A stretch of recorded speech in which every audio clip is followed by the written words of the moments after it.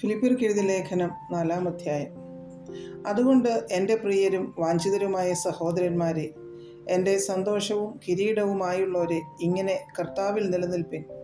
പ്രിയമുള്ളവരെ, കർത്താവിൽ ഏകചിന്തയോടിരിപ്പാൻ ഞാൻ യുവോദ്യയെയും സുന്ദുകയെയും പ്രബോധിപ്പിക്കുന്നു. സാക്ഷാൽ ഇണയാളിയായുള്ളവേ, അവർക്ക് തുണനിൽക്കണമെന്ന് ഞാൻ നിന്നോടും അപേക്ഷിക്കുന്നു.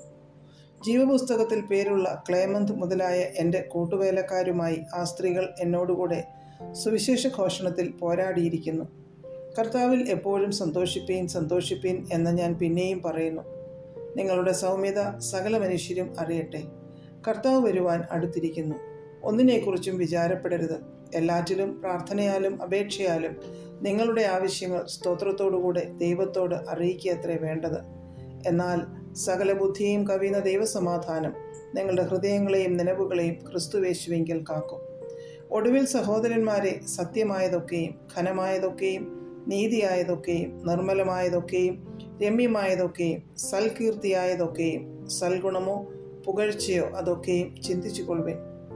എന്നോട് പഠിച്ചും ഗ്രഹിച്ചും കേട്ടും കണ്ടുമുള്ളത് പ്രവർത്തിപ്പിൻ. എന്നാൽ സമാധാനത്തിൻ്റെ ദൈവം നിങ്ങളോട് കൂടെയിരിക്കും.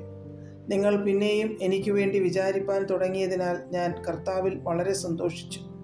മുമ്പേ തന്നെ നിങ്ങൾക്ക് വിചാരമുണ്ടായിരുന്നു, എങ്കിലും അവസരം കിട്ടിയില്ല. ബുദ്ധിമുട്ട് നിമിത്തമല്ല ഞാൻ പറയുന്നത്. ഉള്ള അവസ്ഥയിൽ അലംഭാവത്തോടിരിപ്പാൻ ഞാൻ പഠിച്ചിട്ടുണ്ട്. താഴ്ചയിലിരിപ്പാനും സമൃദ്ധിയിലിരിപ്പാനും എനിക്കറിയാം. തൃപ്തനായിരിക്കാനും വിശന്നിരിപ്പാനും സമൃദ്ധിയിലിരിപ്പാനും ബുദ്ധിമുട്ട് അനുഭവിപ്പാനും എല്ലാം ഞാൻ ശീലിച്ചിരിക്കുന്നു. എന്നെ ശക്തനാക്കുന്നവൻ മുഖാന്തരം ഞാൻ സകലത്തിനും മതിയാകുന്നു. എങ്കിലും എൻ്റെ കഷ്ടതയിൽ നിങ്ങൾ കൂട്ടായ്മ കാണിച്ചത് നന്നായി. ഫിലിപ്പിയരെ, സുവിശേഷ ഘോഷണത്തിൻ്റെ ആരംഭത്തിൽ ഞാൻ മക്കദോനിയയിൽ നിന്ന് പുറപ്പെട്ടാറേ, നിങ്ങൾ മാത്രമല്ലാതെ ഒരു സഭയും വരവ് ചിലവ് കാര്യത്തിൽ എന്നോട് കൂട്ടായ്മ കാണിച്ചില്ല എന്ന് നിങ്ങളും അറിയുന്നു. തെസ്സലോനിക്കയിലും എൻ്റെ ബുദ്ധിമുട്ട് തീർപ്പാൻ നിങ്ങൾ 1-2 വട്ടം അയച്ചു തന്നുവല്ലോ. ഞാൻ ദാനം ആഗ്രഹിക്കുന്നു എന്നല്ല, നിങ്ങളുടെ കണക്കിലേക്ക് ഏറുന്ന ഫലമത്രേ ആഗ്രഹിക്കുന്നത്. ഇപ്പോൾ എനിക്ക് വേണ്ടുന്നത് എല്ലാമുണ്ട്, സമൃദ്ധിയായും ഇരിക്കുന്നു.